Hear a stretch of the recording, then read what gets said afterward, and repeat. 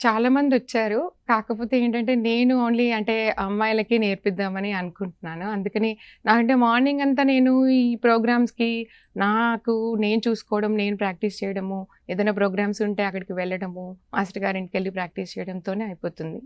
నాకు evening 5-8 daily classes ఉంటాయండి. So, ఆ క్లాసెస్‌లో నేను చాలా నాకు అంటే 60 అబోవ్ స్టూడెంట్స్ వస్తూ ఉంటారు. ఆ బ్యాచెస్తోనే సరిపోతుంది. సాటర్‌డే, సండే కూడా చాలామంది ఇప్పుడు వర్కింగ్ కానీ హౌస్ వైఫ్స్ కానీ చాలామంది అడిగారు. కాకపోతే నేను సాటర్‌డే, సండే పెట్టుకోవడం లేదు క్లాసెస్. ఓకే.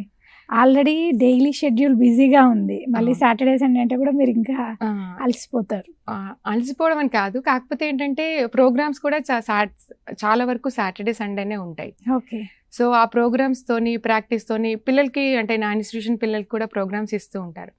వాళ్ళని కూడా మళ్ళీ ఇప్పుడు క్లాస్‌లో నేర్పించేవి కాకుండా స్పెషల్‌గా క్లాసెస్ తీసుకోవడము, అలా ఉంటుంది కాబట్టి సాటర్‌డే, సండే నేను ఎక్కువ క్లాసెస్ తీసుకోను.